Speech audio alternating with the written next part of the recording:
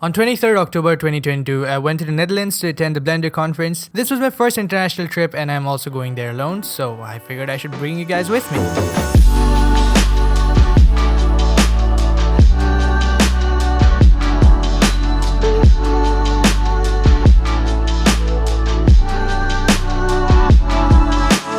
The journey was from Dibrugarh to Amsterdam with layovers at New Delhi and Helsinki. Unfortunately, the layover in Delhi was about 15 hours, so I had to book a hotel to stay overnight and get some sleep. Now, at the time of booking, it said that the hotel was like 100 meters away from the terminal, which was kind of suspicious, but I shrugged it off thinking it was somehow affiliated or just a part of the New Delhi airport. But after reaching there and finding out that there was nothing at the point marked on the map, I had to do a little bit of searching and asking around, after which I finally took a cab and got to the actual hotel a few kilometers away from where it said it was. Though, after the warm reception and seeing a comfortable bed after the journey, I wasn't that mad anymore. I freshened up, had some tea, ordered some food, talked with my parents and got an hour or two of sleep before having to wake up pre-sunrise and head back to the airport. The next flight was to Helsinki, which was an international flight, meaning I had to go through passport control and stuff. Coincidentally, I met an Assamese person there who clarified a lot of my confusion related to the customs and everything, so it went pretty smoothly. After 9 long, excruciating hours, I was finally in Helsinki. Had to go through customs again, get my visa stamped and all that, and then head to the gate for my connecting flight to Amsterdam. They did make me wait quite a while as they checked my visa and asked me some questions, but they were pretty friendly overall. I was pretty exhausted by this time, especially with the time zone differences. Thankfully, my friend and his parents were waiting for me at the airport to pick me up. His name is Dan, and this is the first time we're meeting in real life. The interaction wasn't as awkward as I thought it would be, but my hearing really deteriorated from the flight, so I can't say it was the same for him. The plan was to stay at my friend's house, which was about an hour or two southeast of Amsterdam. We grabbed some food from McDonald's and headed home, and that was it for today.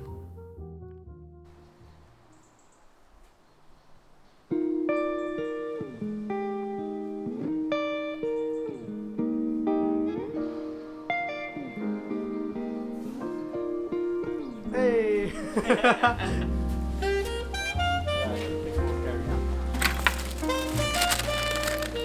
Okay, it's not a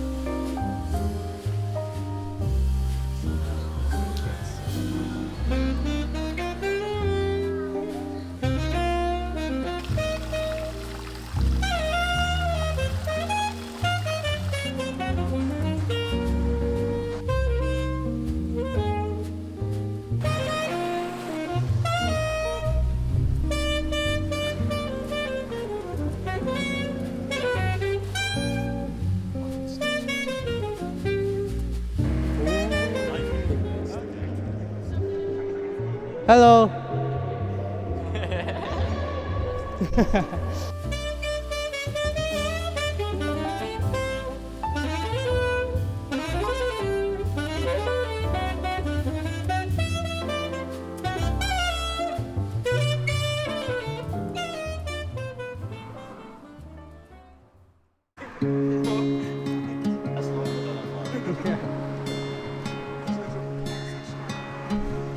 I was lost in a city dream, and I was at home again beside the stream. Then you walked past me, and you saw me and smiled.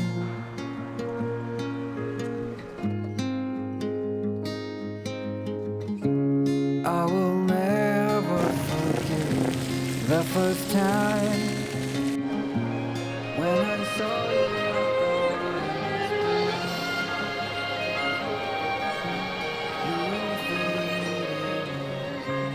blown away and left behind.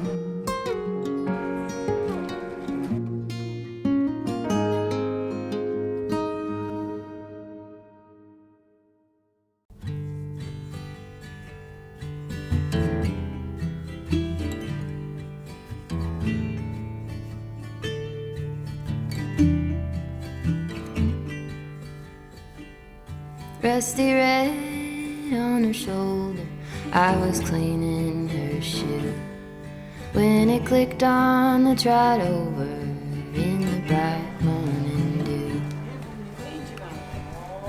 We brushed and we braided dandelions and chewed.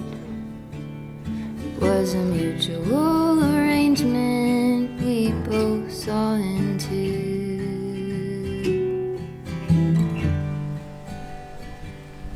Can she walk in the fire? Can she run in the rain?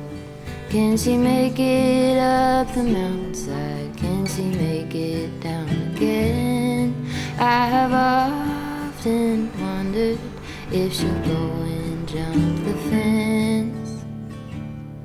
Will she keep on moving onward or stay in what could have been?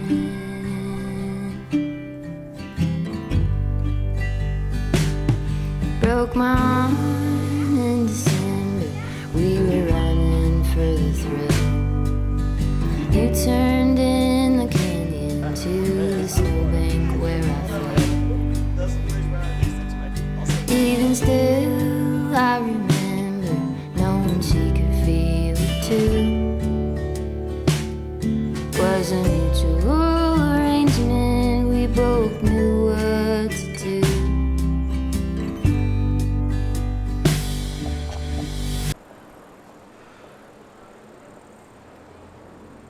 Today marks the first day of the Blender conference, and Don dropped me off at the train station early in the morning to catch a train to Amsterdam. Up till this point, I've been with Don for almost the entirety of my time here since I reached here, but now I was completely on my own with no one to depend on, and this is when I really started to get the same vibes as the journey from Dibrugarh to here. I did manage to successfully find the conference venue though. Had to take a tram to get here. The public transportation is actually pretty intuitive here with apps like 9292 to guide you in detail. Anyway, the plan was to keep all of my luggage at the conference first and then take it to the hotel after the conference. I just barely missed the keynote by the Blender founder and CEO Ton Rosendahl, but luckily they did stream it in the other halls of the conference where you could see it if you didn't get the seats. There I met Chris Bailey, Martin Raleigh aka Bad Normals, Curtis Holt after the keynote was over, Josh Gamble, and many more people throughout the day who, if I try to mention, I'm pretty sure I'll just miss somebody and I don't want that. Besides, I forgot to take videos of them anyway, so I'd have nothing to show you. I had lunch there and spent most of the conference with Curtis, Martin, and Jesse from Kaizen Tutorials, just tailing them like an obedient child.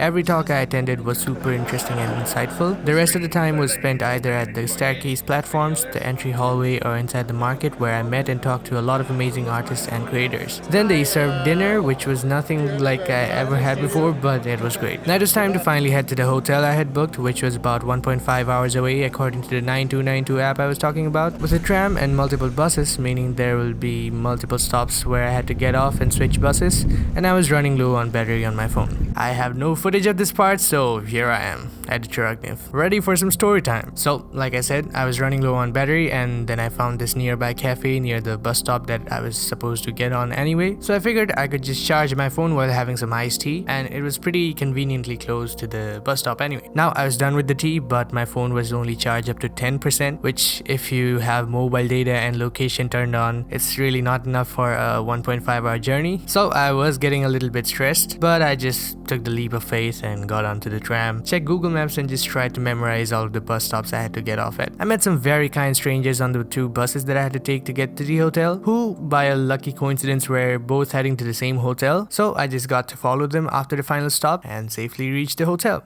Now here comes the catch. I followed the stranger couple into the hotel and then they checked in and now it was my turn. The receptionist there asked for my name and then checked if I had a reservation, and yeah, I did. And then she asked for my passport and then I give it to her. Then she asked me if I'm 17 years old. Of course I said yes, because that is what is mentioned on the passport anyway, so I couldn't just lie. I mean, why would I lie anyway? Now the craziest and most traumatizing words came out of her mouth. "Oh, sorry sir, we cannot let you check in." I was really confused at first, but then I asked her again. "You are underage and the minimum age of checking in is 18. But there was no mention of it anywhere on the booking.com page which I used to book the hotel. It specifically said that there was no minimum age of checking in and children of all ages were welcome. I think I also sent them a message on booking.com asking if I was actually allowed there, being 17 years old and like 10 or 11 months while I was there, and they said yes, it's fine. But this receptionist, she continually kept denying it, had absolutely no intentions of giving me any alternative or helping me out, and even when I asked her if I could speak to the manager or any higher ups, she just kept denying it very rudely and asked me to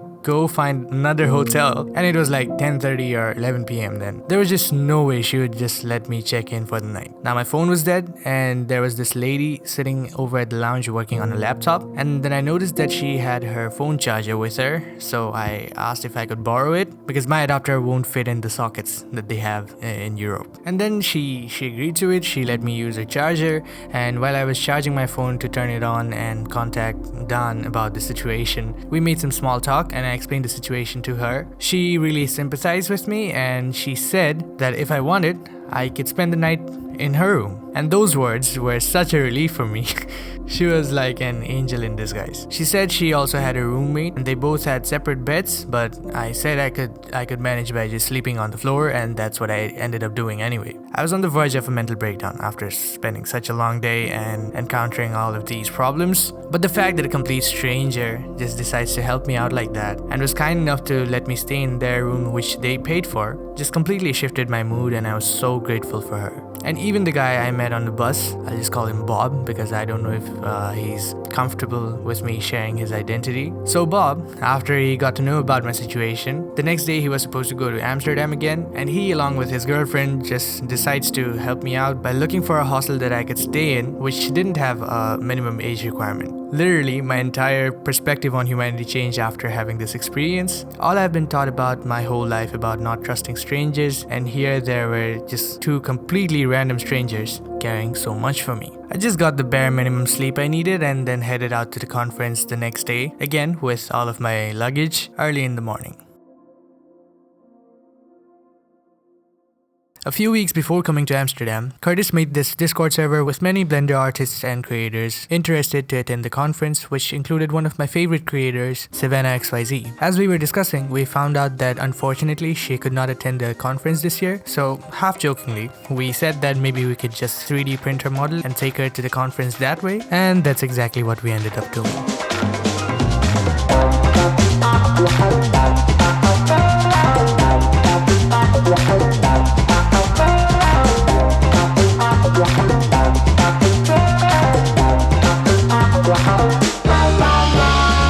Curtis and I ran around the entire conference taking pictures with the models created by Dan and Melvin, and ended up getting featured on Blender's official Blender conference recap videos. I had brought gifts from Assam for my friends here and also for the creators that I really look up to, such as Zacharias Reinhardt from CG Boost, Andrew Price aka Blender Guru, and also one for Ton Rosendahl. This piece of cloth is something we call the gamusa, an article of significance in our culture that we offer to someone as a way to show our respect and honor for them. At the end of the conference on the third day, Francisco announced in the closing event that everybody will be getting free succulent plants to take with them as a memento, and so I did, hoping that it survives the flight back home. Dan and his parents had brought their camper, which is where I spent the second and third nights after the hotel incident. The next day on 30th, we went to Amsterdam again for shopping and then went to the Blender headquarters to give Ton Rosendahl the gamusa and also take a tour of the building. We spent the afternoon on another boat ride, this one being quite different than the one in Den Bosch. Visited a souvenir shop where I got some fridge magnets and also used this machine to get one of these cool coins. This was my last day in the Netherlands and I had my flight leaving tomorrow morning. Dan's holidays end today, so they dropped me off at their aunt's and headed back to their hometown. Dan's aunt's place was just super aesthetic with the whole neighborhood floating on water. I was also honored to have met Pasha, the sweetest dog ever.